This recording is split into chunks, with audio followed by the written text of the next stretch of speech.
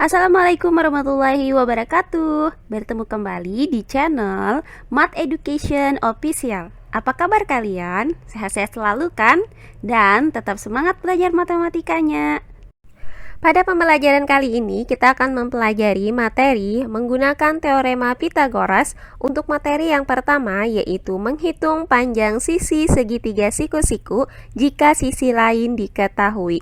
Baiklah, langsung saja kita simak materinya.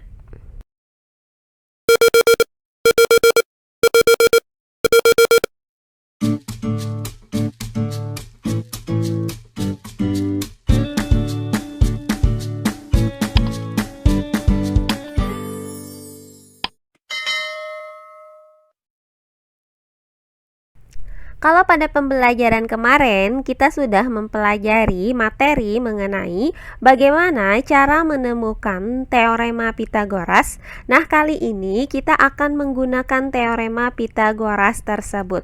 Untuk materi yang pertama yaitu menghitung panjang sisi segitiga siku-siku jika sisi lainnya diketahui. Perhatikan gambar berikut ini. Segitiga ABC adalah segitiga siku-siku dengan siku-sikunya berada di titik A.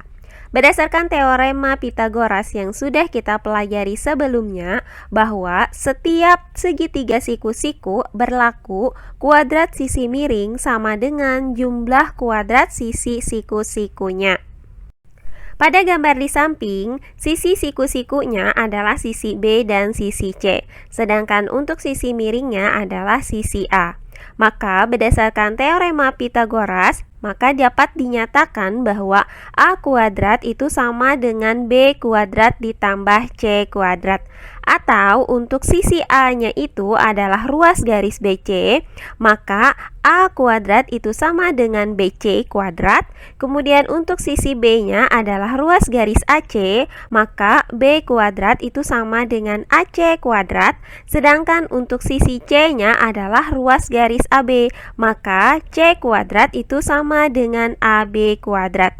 Jadi untuk rumus ini juga bisa kita nyatakan menjadi BC kuadrat sama dengan AC kuadrat ditambah AB kuadrat.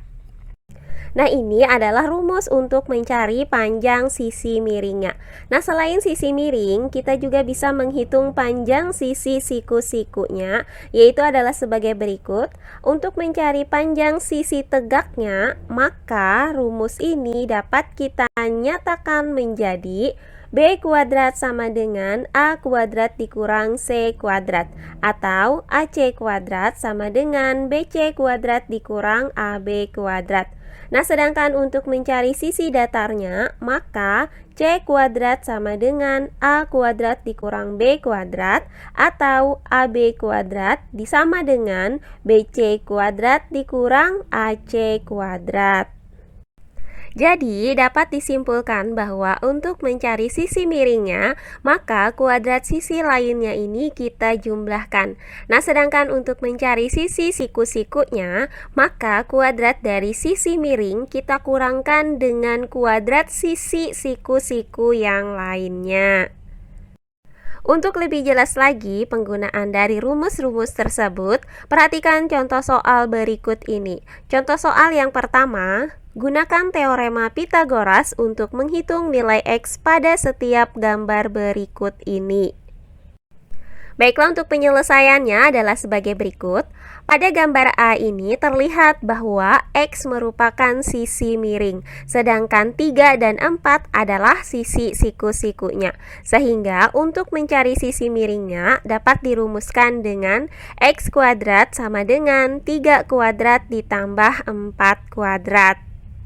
Hasil dari 3 kuadrat adalah 9, sedangkan hasil dari 4 kuadrat adalah 16. Maka X kuadrat sama dengan 9 ditambah 16.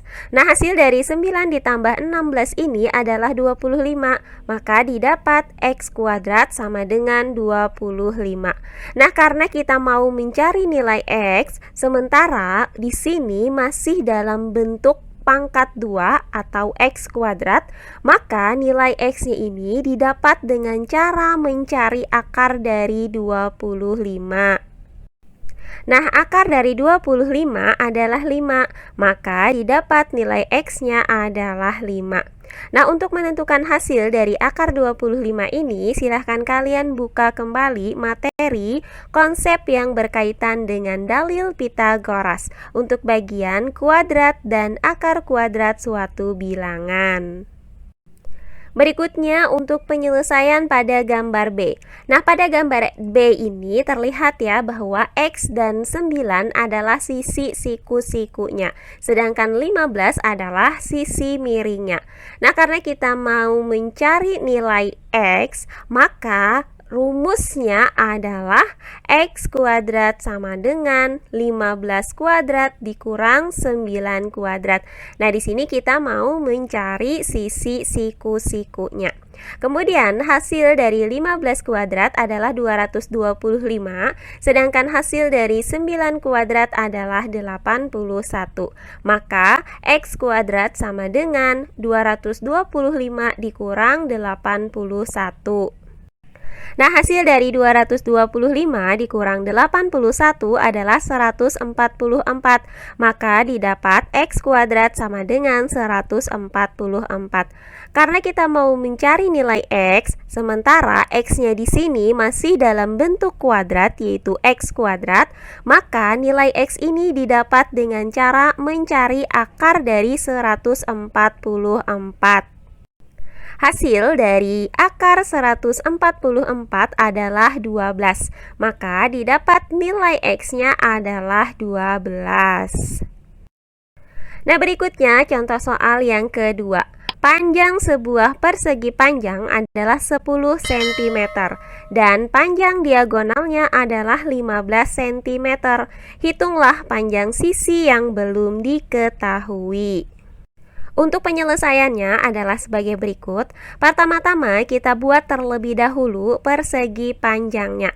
Nah, diketahui bahwa panjang dari persegi panjang ini adalah 10 cm, sedangkan diagonalnya adalah 15 cm. Nah, selanjutnya akan kita hitung panjang sisi yang belum diketahui, yaitu sisi siku-sikunya. Misalkan panjang sisi siku-siku yang belum diketahui ini adalah X. Nah, karena X tadi adalah sisi siku-siku, maka berlaku rumus X kuadrat sama dengan 15 kuadrat dikurang 10 kuadrat. Hasil dari 15 kuadrat adalah 225, sedangkan hasil dari 10 kuadrat adalah 100. Maka didapat X kuadrat sama dengan 225 dikurang 100. Hasil dari 225 dikurang 100 adalah 125. Maka didapat X kuadrat sama dengan 125. Nah, karena kita mau mencari nilai X, sementara di sini X-nya masih dalam bentuk kuadrat yaitu X kuadrat, maka nilai X ini didapat dengan cara mencari akar dari 125. Karena tidak ada bilangan kuadrat yang menghasilkan 125, maka 125 ini dapat kita ubah menjadi 25 dikali 5, sehingga bisa kita tuliskan X ini sama dengan akar dari 25 dikali 5. Nah, selanjutnya bentuk ini bisa kita nyatakan kembali menjadi X sama dengan akar 25 dikali dengan akar 5.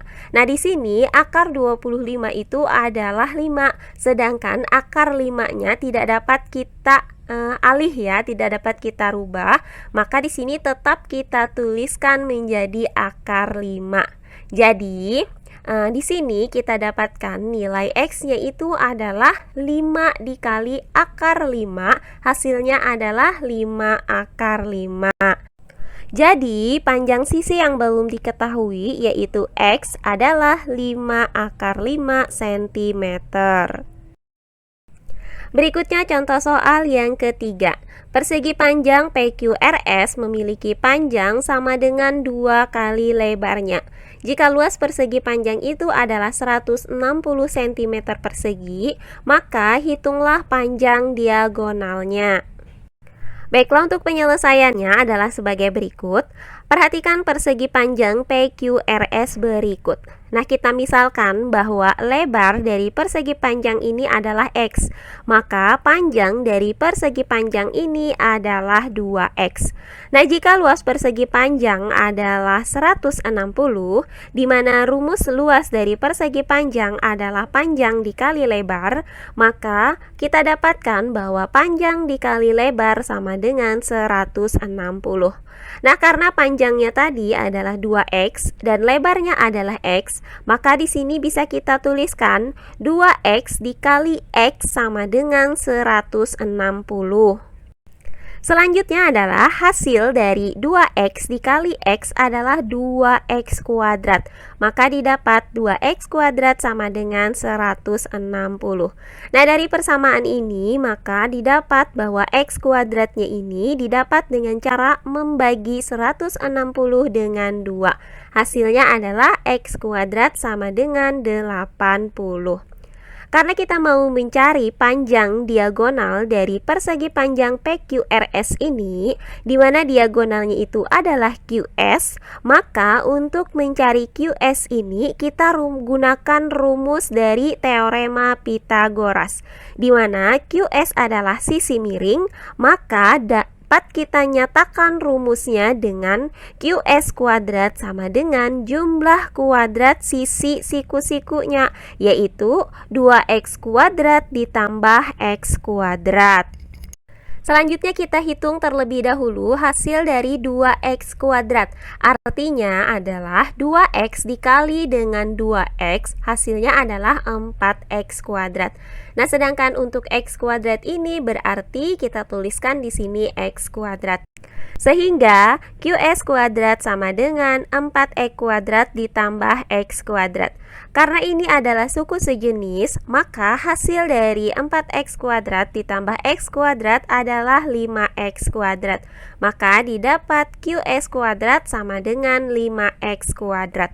Nah, karena kita dapatkan tadi nilai X kuadrat itu sama dengan 80, maka substitusikan nilai X kuadrat sama dengan 80 ini ke dalam 5X kuadrat.